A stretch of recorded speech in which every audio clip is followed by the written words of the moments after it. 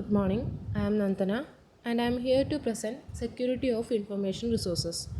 As computers and other digital devices have become essential to business and commerce, they have also increasingly become target for attacks.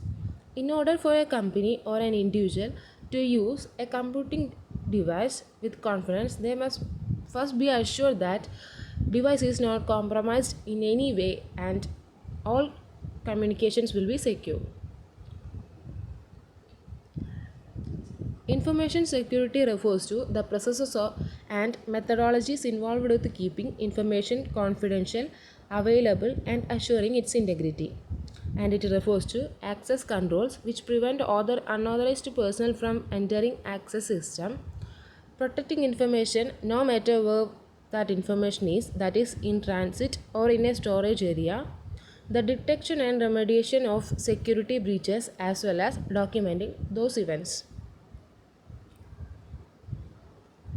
Next is information security triad or the components of information security.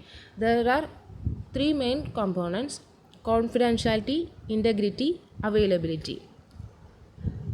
Confidentiality means when protecting information, we want to be able to restrict access to those who are allowed to see it. Everyone else should be disallowed from learning anything about its contents. This is the essence of confidentiality. For example, federal law requires that universities restrict access to private student information. The university must be sure that only those who are authorized to have access to view that grade records. Next one is integrity. Integrity is the assurance that the information being accessed has not been altered and truly represent what is intended. Just as a person with integrity means what he or she says and can be trusted or consistently represent the truth. Information integrity means information truly represent its intended meaning. Information can be lost its integrity through malicious intent, such as when someone who is not authorized to make a change to intentionally misrepresent something. For example, of uh, For example of would be when hacker is hired to go into university's system and change a grade. Next one is availability. Availability means that information can be accessed and modified by someone authorized to do so in an appropriate time frame. Depending on a type of information, appropriate time frame can mean different things. For example, a stock trader needs information to be available immediately, while a salesperson may be happy to get sales numbers for the day in a report the next morning. Companies such as Amazon.com will require the server to be available 24 hours a day or 7 days a week. Other companies may not suffer if their web servers are down for a few minutes once in a while. Next is tools for information security. In order to secure confidentiality, integrity, and availability of information, organization can be choose from a variety of tools. Each of these tools can be utilized as a part of overall information security policy, which will be discussed now. First one is authentication. Authentication can be accomplished by identifying someone through one or more three factors: something they know, something they have, or something they are. For example, the most common form of authentication today is user ID and password. In this case, authentication is done by confirming something that the user knows, their password and ID.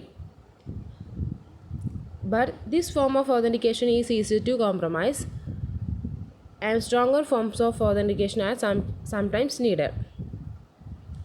Next one is access control. Once a user has been authenticated, the next step is to ensure that they can only access information resources that are appropriate. This is done through the use of access control. Access control determines which users are authorized to read, modify, add, and or delete information. Several different access control model exist today. Next one is encryption. Many times an organization need to transmit information over internet or transfer it on an external media such as a CD, flash drive, pen drive, etc. In these cases, even with proper authentication and access control, it is possible for an unauthorized person to get access for the data. Encryption is the process of encoding data upon its transmission or storage so that only authorized individuals can read it.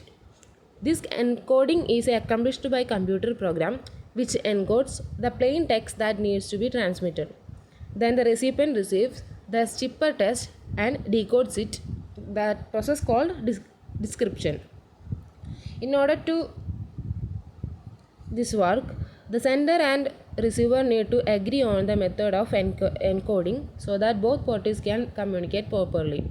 Both parties share the encryption key, enable them to encode and decode each other's messages. This is called symmetric key encryption.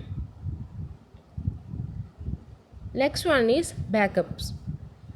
Another essential tool for information security is comprehensive backup plan for the entire organization. Not only should the data on the corporate service be backup, but individual computers used throughout the organization should also be backup. A good backup plan should consist of several components. A full understanding of organization information resource is the one component. Regular backup of all data is must. The frequency of backup should be based on how important the data is to the company. Next one is offsite storage of backup data sets. If all the backup data is being stored in the same facility as the original copies of the data, then a single event such as earthquake or file or hacking something would take out both the original data and the backup data.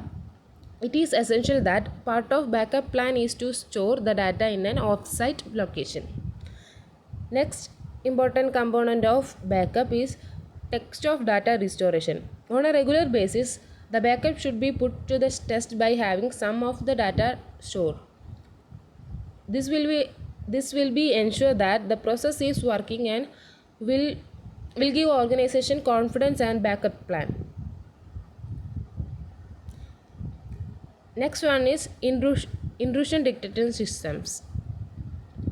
Other devices or another devices that can be placed on the network for security purposes is an intrusion detection system or IDS.